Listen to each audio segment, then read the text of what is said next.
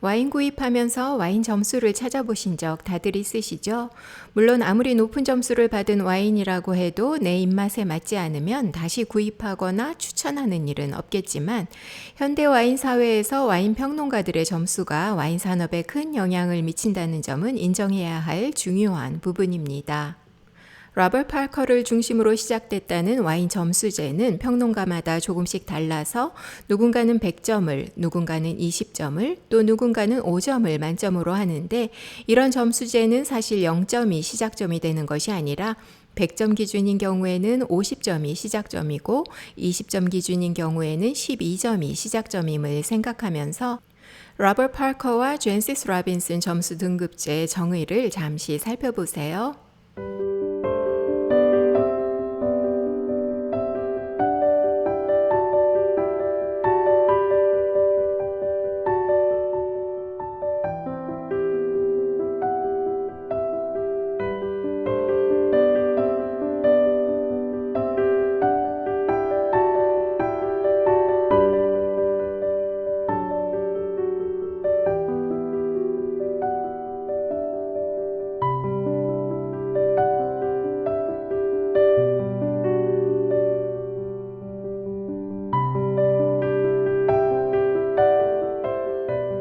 또 가끔 점수에 더해 다른 표시들을 볼 수 있는데 플러스, 더블 플러스 같은 경우엔 앞으로 에이징 되면서 더 좋아질 것을 나타내기 위해서 또 괄호는 우드 배럴에서 테이스팅한 경우 병입되고 나면 이 정도 점수대가 될 거라는 의미로 이렇게 표시됩니다. 점수제에서 알아둘 또 한 가지는 에이징 가능성이 높은 와인들의 90에서 100 점수 등급이 주로 적용되기 때문에 에이징에서 마시는 와인이 아니라 영하고 프레쉬할 때 소비되기 위해 생산되는 화이트나 레드 와인들은 그런 이유로 90점 초반 점수가 보통 최고점이어서 그간 봐오셨던 와인 점수들을 생각해 보시면 내 입맛엔 충분히 맛있고 좋은 와인인데 왜 80대 후반, 90대 초반 정도에 머문 와인들이었는지 또 주로 90점 이상의 높은 점수대에 왜 대부분 캬베르네나 시라, 네비올로, 샤도네이, 리슬링 같은 에이징 가능성이 높은 품종 와인들이 많이 있었는지 이해가 되실 겁니다.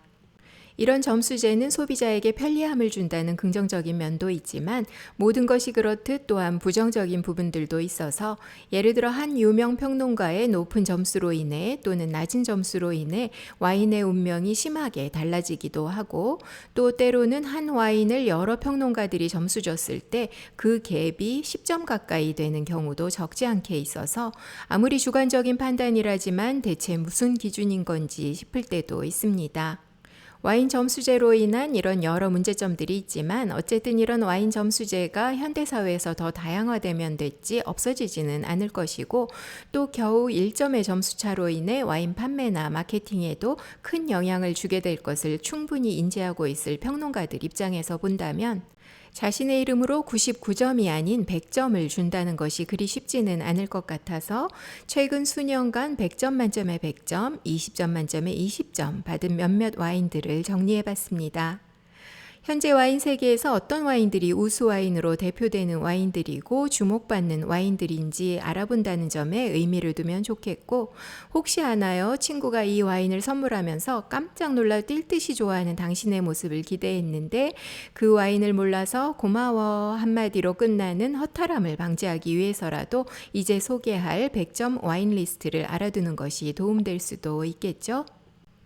이 100점 와인 리스트는 최근 수년간의 평론가 점수들을 위주로 만들어봤고 프랑스와 이탈리아의 몇몇 산지와 스페인, 미국, 아르헨티나 와인을 중심으로 구성했지만 워낙 잘 알려져 있고 유명 생산자가 많은 프랑스 보르도와 부르고뉴 산지 등은 제외했고 나파밸리의 유명 컬트 와인인 스크리밍 이글, 할란 등 너무 유명해서 100점 받은 것이 당연할 와인들도 리스트에서 제외했습니다. 또 한 와인이 여러 번 100점을 받은 경우 한 빈티지만 소개했고 한 생산자의 여러 포도밭 와인이 각각 100점을 받은 경우에도 한 포도밭 와인만 소개했습니다. 와이너리 창립 연도와 창립자 그리고 현재 소유주 정보도 같이 보면서 생산자와 그 와인에 대해 좀 더 생각해 보시면 좋겠고 이 리스트에서 어떤 와인을 시음해 봤는지, 또 내가 아는 이름은 무엇이고 모르는 이름은 어느 것인지 체크해 보시는 것도 좋겠습니다. 이제 시작해 봅니다.